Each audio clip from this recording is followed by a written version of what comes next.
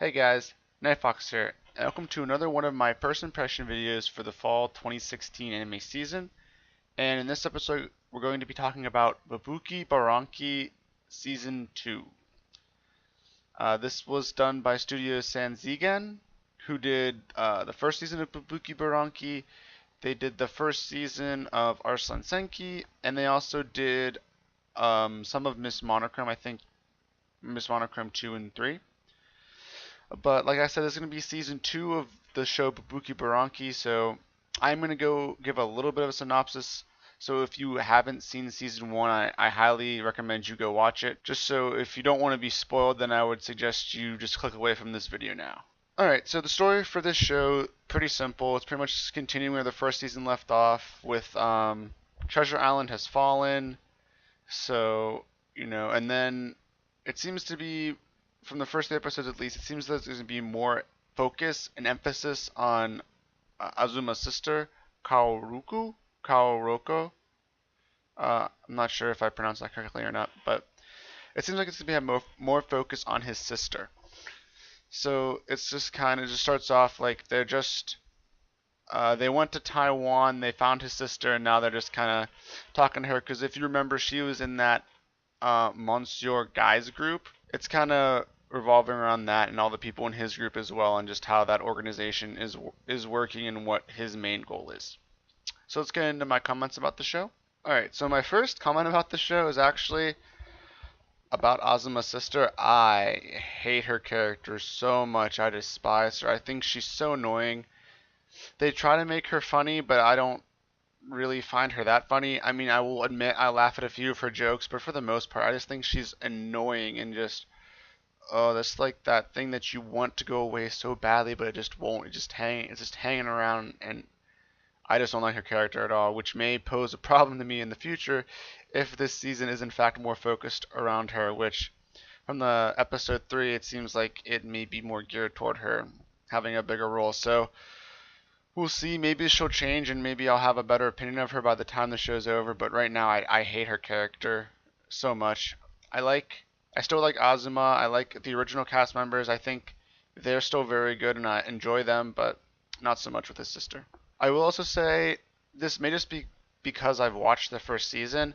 I think the CG actually looks really good so far in this season. I think they really stepped it up because it just looks cleaner and better this season. I'm not sure if that's true or if I've just gotten used to it, but to me it looks better and cleaner this season. Also, I'm not really a big fan of these fake hearts that the guy's giving out. How like they can make, I don't know if you want to call them fake Burankis or what, like how his sister has black Obu. I don't know how I feel about that, having them just being able to create these Burankis with these fake hearts. I don't know, it just kind of feels weird that we spent like this whole time, we spent like the whole first season just kind of like building it up and then figuring out how to get into Buranki and forming it, and now just like they can just have a free like heart. So like what's the real value of the hearts if you can just use fake ones and get Burankis anyway? I don't know. I'm not totally sold on that, but I think it's a very small complaint in the majority of the show. One thing I will point out, we did have a fight in the second episode, I believe, and I think the fight choreography and the animation was really good. I thought it was a really awesome fight. They animated it well. They didn't really use too many just still shots.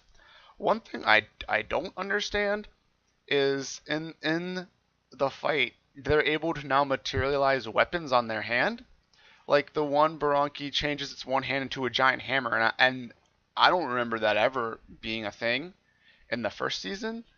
Unless I'm drawing a major blank, I don't remember them being able to change their limbs into weapons at all in the first season. Unless that's just a thing where, or maybe it's just a more advanced technique, because both Burankis used it in the fight. They both were able to transform their limbs into weapons. So maybe it's just an advanced technique, and that's why we didn't see in the first season. Now that they're more comfortable using their Burankis, and the hearts are, I guess, better suited or more accustomed to being the heart of the Burankis. Maybe it's just an advanced technique that they just didn't really touch on in the first season. One concern I do have, especially from the last third episode, I really hope this doesn't turn into a rehash of the first season.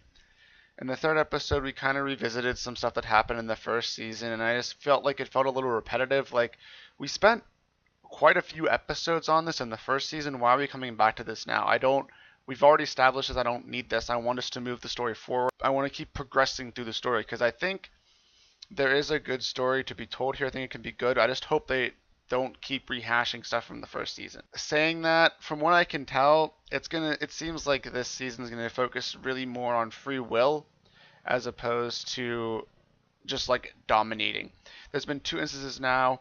One where Buranki, it was the heart was pretty much dominating all of his limbs, and the fact that he didn't really let them do what they want to do, like how Azuma is a heart, he kind of lets his limbs, he lets them, do whatever they want. He lets them have their free will. Whereas in this Buranki we saw, he would completely dominated his limbs and they didn't have any free will. He was pretty much the one controlling everything. So I think that's going to be one of the main points for this season. So hopefully, if they keep moving along with that, it can turn out well. And I know I said I didn't like how they like going back and repeating stuff that happened in the first season.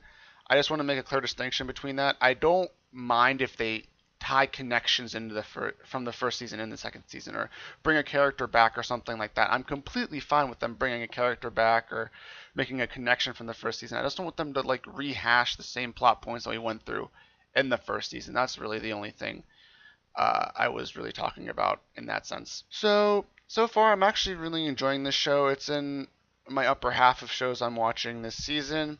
If you do want to see how it stacks up against all the other shows I'm watching this season, feel free to check out my weekly power rankings videos, which will be going up every Sunday.